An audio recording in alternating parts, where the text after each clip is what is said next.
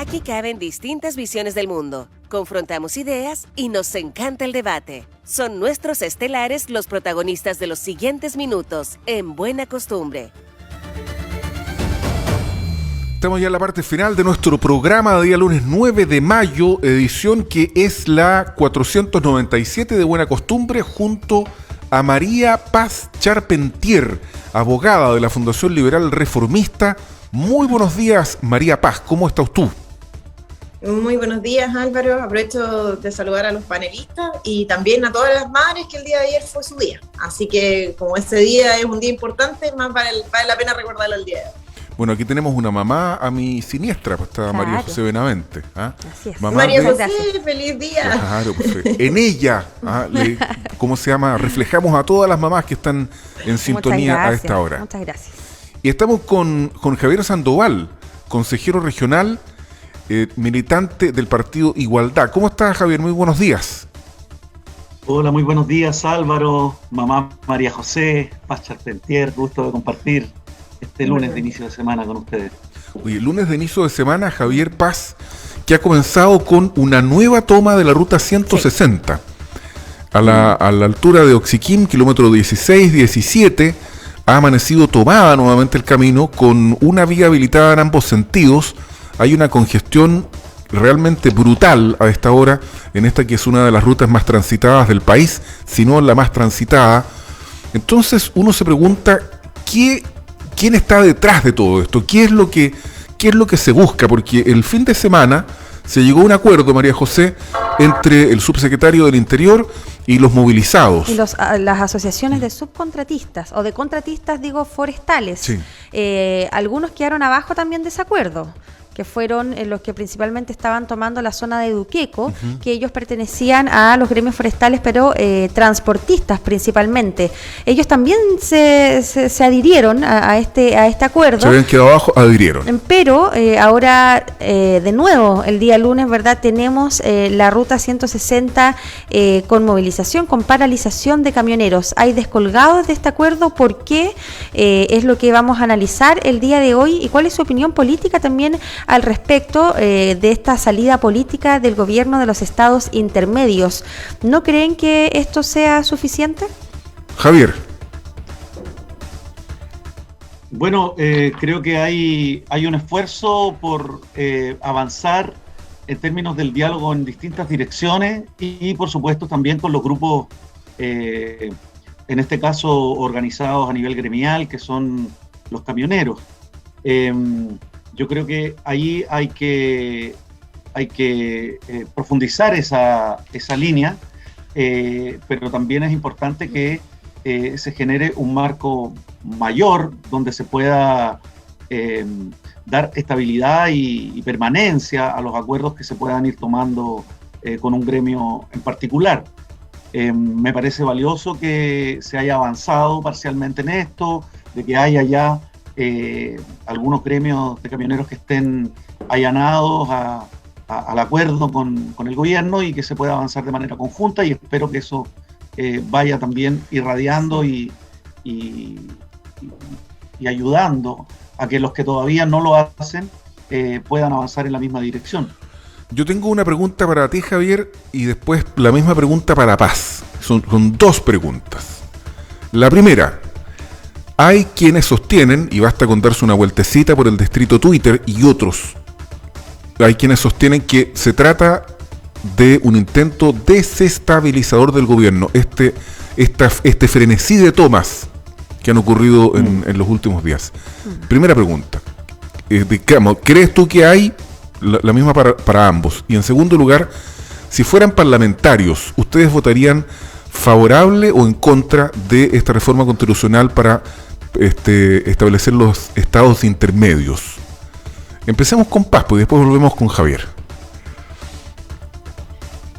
Bueno, sinceramente no creo que sea ningún tipo de intento desestabilizador del gobierno, ni mucho menos, porque si uno lo piensa, el día viernes, mientras el presidente de la República, ¿verdad?, estaba dando entrevistas en radios regionales en Magallanes, cuestión que me parece positiva, porque también soy pro descentralización y es importante que el presidente de la República se traslade a otras regiones, particularmente ese lugar que está en Austral, ¿verdad?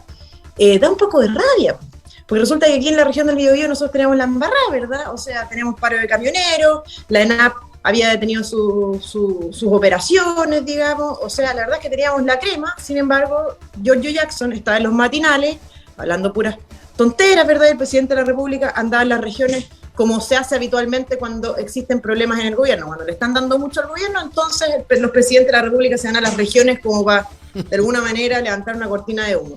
Yo estoy segura, no tengo ninguna duda, de que la demanda fundamental de los camioneros es mayor seguridad, sin ninguna duda, porque además, dicho sea de paso, esa no es solo única y exclusivamente una demanda de los camioneros, ¿verdad?, sino que también de todos los chilenos. Es sin duda uno de los principales, en el fondo, problemas sociales que tenemos actualmente y una también de las principales debilidades del gobierno, que siempre ha tenido esta relación media incestuosa con la violencia, ¿verdad? Los estados intermedios, bueno, la verdad, estimado Álvaro, es que las cosas cuando es cola de ratón, pelo de ratón, patas de ratón, la cosa es un ratón, ¿verdad? No es un caballo, no es, digamos, una mariposa, es un ratón. Entonces, la verdad es que esto es un estado de excepción intermedio o un estado intermedio que tiene por objetivo simplemente no dar el punto político al sector, que es restablecer el estado de excepción. Ahora, si yo fuera parlamentaria y me proponen un estado de excepción intermedio, como yo tengo claridad absoluta respecto de cuáles son las demandas en nuestra zona, ¿verdad?, evidentemente votaría a favor, porque la verdad es que la oposición tiene que ser una oposición firme pero constructiva. Sí, ahora Javier, ¿qué opinas con respecto a estas preguntas? ¿Cuál es tu respuesta más bien? Bueno, la verdad es que yo soy de la idea de avanzar en acuerdos políticos, en esta dirección que den respuesta a las demandas que plantean los gremios y que no nos lleven en realidad a esta situación de que también describe Paz como un estado de excepción intermedio, para completar, digamos, hay una elipsis ahí quizás en la forma de decirlo. Y creo que efectivamente es sin darle el punto a avanzar un poco hacia allá, y me parece que esa no debiera ser la fórmula, sino dar respuestas a las demandas, dar respuestas a las demandas de seguridad y dar respuestas a las demandas de manera integral, las demandas históricas que nosotros también acá recurrentemente hemos hecho presente y que lamentablemente no entran en la agenda o entran de una forma muy subsumida, muy lenta, a un tiempo que requiere mayor celeridad para que esto se pueda realmente resolver de manera íntegra. Tiene que generarse un diálogo que incorpore esa problemática, la problemática de las tierras, la problemática del traslado de mercancía, y esas cosas son factores que debieran también contribuir a una solución. Nos parece sensato que comunas de Arauco tengan, por ejemplo, el 80% o el 85% de sus suelos con actividad forestal. Esas son preguntas relevantes que nos tenemos que hacer. ¿Por qué los caminos pasan por las comunidades con todas las externalidades? Los caminos de traslado forestal pasan por ahí con todas las externalidades que eso genera. ¿Por qué no ponemos eso dentro de la solucionática, digamos, que los ministerios de manera integral tienen que levantar? Ahí yo creo que hay una lentitud que el gobierno necesita acelerar para que estas soluciones sean sustentables, porque de lo contrario aislamos el problema, exacerbamos una de las facetas del problema y vamos a terminar poco a poco de nuevo restableciendo estados de excepción que por algo el gobierno los desechó. Claro, ahora yo me pregunto hasta dónde, ¿verdad?, es justificable la paralización de las carreteras, ¿verdad? Porque finalmente estamos paralizando a gran parte del país por la decisión política de un gobierno con respecto a tener o no tener estado de excepción constitucional. Entonces también yo creo que el gobierno va a hacerse esa pregunta, ¿verdad? ¿Hasta dónde aguantamos, ¿verdad?, que se tomen en las carreteras por una también medida de estado de excepción que tampoco hay evidencia contundente y sustancial con respecto a que sea la solución efectivamente de los problemas de seguridad.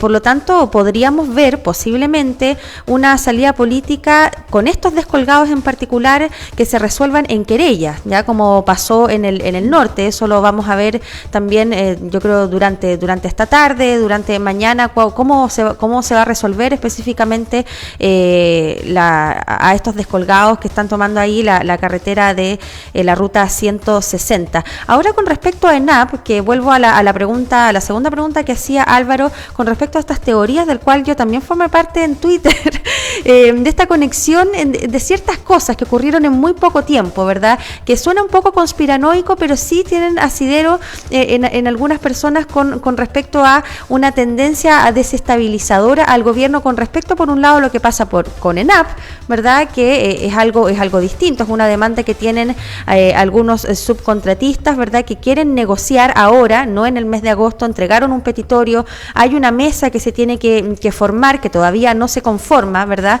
Donde la Seremia de Energía está trabajando, pero lo cierto es que hay opinión política al respecto de lo que pasó. Piden la renuncia del gerente de ENAP por este comunicado que causó efectos en la población, un efecto de histeria colectiva. ¿Qué piensan con respecto a eso? ¿Qué acciones tiene que tomar el gobierno? Porque ENAP es una empresa, ¿verdad?, que le pertenece al Estado, por lo tanto su directorio es nombrado en gran parte por el presidente de la República. ¿Qué opinión tienen con respecto a eso? Yo me gustaría agregarle un poco más de condimento a la pregunta más todavía, ¿no? de María José Benavente, porque le va a tocar partir en esta parte final a la Paz Charpentier. El comunicado de la ENAP es francamente insólito, el comunicado del día viernes. O sea, cualquier persona que tenga una mínima experiencia en el gobierno sabe que un comunicado de esta naturaleza tiene que pasar a lo menos el filtro de Interior.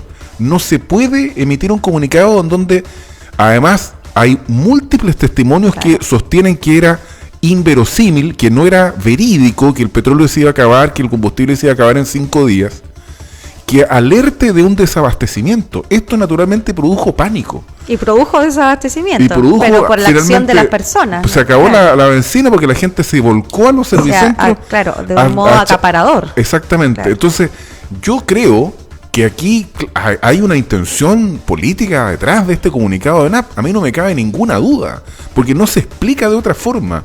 Es mi opinión. Paz Charpentier.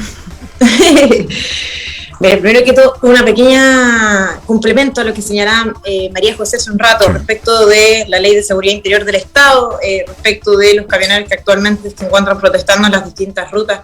Uno se pregunta, la rapidez con la que el gobierno toma la decisión de aplicar la Ley de Seguridad Interior del Estado respecto de camioneros que demandan mayor seguridad para poder trabajar. Y uno dice, ¿por qué no aplica la Ley de Seguridad Interior del Estado respecto de ciertos grupos violentos que se tienen tomada parte de rutas relevantes en sectores en donde el Estado prácticamente no puede ingresar? ¿Por qué no se aplica allí la Ley de Seguridad Interior del Estado, verdad? Y se aplica frente a trabajadores que realmente demandan algo que todos los chilenos demandamos, que es mayor seguridad. Eso por una parte. Segundo, en cuanto al intento de desestabilización del gobierno, a mí me parece que el gobierno como que no necesita ayuda para desestabilizarse, porque la verdad es que la gestión ha sido bastante deficiente. Ya recordaba yo, ¿verdad?, hace unos segundos atrás, Giorgio Jackson en los matinales, el presidente de la República en Magallanes, y aquí, digamos en Concepción, la paralización de la ENAP, ¿verdad?, y otras compañías que señalaron que harían lo mismo, adicionalmente la toma, ¿verdad?, de las rutas por parte de los camioneros. Entonces estaba quedando la embarrada y el presidente entonces estaba de tour, ¿ah? Presidente on tour. Bueno, y con respecto a la ENAP, yo quisiera recordar algo. Primero, a mí me parece que la ENAP lo que hizo allí fue un comunicado esencialmente técnico, porque eso es lo que les corresponde, pero no debemos olvidar, yo los invito a revisar un video, de hecho, subido a las redes sociales de Twitter, de la propia organización que se encuentra a las afueras de la ENAP impidiendo que los trabajadores ingresen. Y en ese video uno puede ver que durante la campaña del presidente Gabriel Boric recibe un petitorio, acusa recibo de un petitorio que le realizan los trabajadores subcontratistas o contratistas de la ENAP. Y en ese petitorio, fíjense que lo que se indicaba por ahí hace mucho rato, cuando el presidente era candidato presidencial, acusa recepción de este petitorio. Y en ese petitorio, fíjense lo que se indicaba. Se indicaba precisamente que una demanda de un tratamiento igualitario respecto de los trabajadores subcontratistas y de los propios de la ENAP. Entonces uno se pregunta, a ver, el presidente de la República ha tenido el tiempo suficiente para poder, de alguna manera, ya que acusó recibo de este petitorio, ¿verdad?, hacerse cargo de las demandas que legítimamente han promovido estos trabajadores. porque lo cierto es que directamente la ENAP, tal como lo ha señalado en distintas oportunidades, en este momento, como no se trata de contratos, o sea, de trabajadores directos, la verdad es que no se puede establecer directamente una negociación con ellos, y es por eso que se le solicita al gobierno su intervención. Y por último, yo sí quisiera decir que a mí tampoco me parece la forma en que los trabajadores han abordado, los trabajadores que están demandando este tratamiento igualitario por parte de la ENAP, no corresponde, ¿verdad? Porque la verdad es que sí se pone en riesgo la seguridad energética del país. Y uno, a la luz de la Convención Constitucional, y van a decir la loca de la Convención Constitucional, pero creo que la discusión más relevante que se está dando por estos días, ¿verdad? Sí. Que la palabra empresa estatal está señalada en reiteradas e innumerables ocasiones dentro de la propuesta de texto constitucional, y uno se pregunta, bueno, a la luz de la experiencia que tenemos con la ENAP y otras empresas estatales, que directamente son, al final del día, por obvios motivos, causantes de una inseguridad tremenda a nivel energético en el país, y por qué no decirlo en otras ocasiones, al futuro respecto de ciertas empresas estatales que podrían tener un carácter alimentario o de servicios públicos como agua potable y alcantarillado y otras, digamos.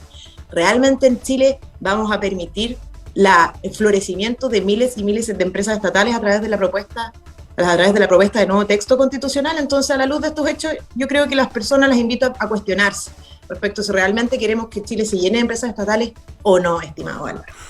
Ya, pues, don Javier Sandoval, hágase cargo ahí de los dichos de Pachar Pentier. Interesante. Tiene 2 minutos y medio. Muchas gracias. Voy a vincularlo también a la convención, o sea, uno de las fortalezas que me parece del trabajo que se está desarrollando en la Convención Constitucional es eliminar los privilegios de más de 200 años y de tantas décadas en la sociedad chilena, y incluye eso al mundo del trabajo, donde además de darle las atribuciones al Estado para que intervenga en la economía, también se dan las atribuciones a las y los trabajadores para que puedan organizarse y negociar colectivamente de manera equilibrada y no con la asimetría que hoy día tenemos en el mundo del trabajo. Yo pertenezco a un sindicato de la educación, y además he sido dirigente sindical, conozco lo que es una huelga, sé lo que es una negociación colectiva, y la asimetría es brutal, y afortunadamente en buena hora la convención está nivelando la cancha en ese como en tantos terrenos: mujer, infancia, en la vejez, y también, por supuesto, en el control de la economía.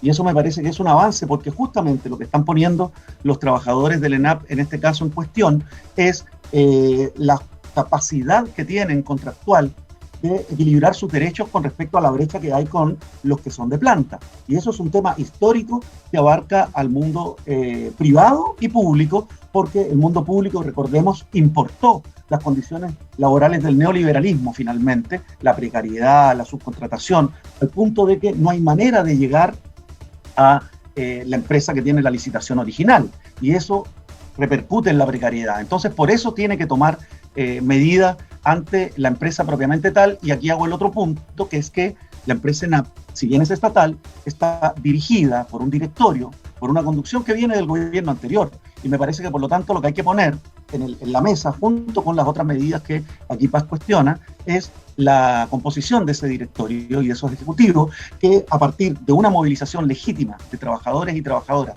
subcontratados y precarizados, genera una amenaza y un estado de pánico a nivel de toda una región, ¿verdad? Que me parece que está muy en colindancia con lo que hablábamos recién de los camioneros, que es fabricar temor y fabricar estos escenarios de descontrol para que la población sienta incertidumbre y se desestabilice el gobierno. Entonces, lo que creo que debiera ahí operar es una mayor determinación al momento de el recambio de esos directorios y de empresas como ENAP, que están haciendo este tipo de amenazas y de comunicados que no tienen relación con la realidad, porque vimos a la propia delegada presidencial dejar muy claro que no había ninguna posibilidad de que ocurriera el desabastecimiento que se generó artificialmente en estos días. Javier Sandoval y Paz Charpentier, los estelares del día lunes, como siempre, interesantes. Muchas gracias a ambos por estar con nosotros. Nos encontramos en una semana. Que estén muy bien. Muchas gracias a ustedes. Nos vemos. Que tengan una muy buena semana. Chao, chao. Chao. Faltan 4 minutos para las 9 de la mañana. Ya viene el destacado del resumen de noticias y el resultado del sondeo de opinión.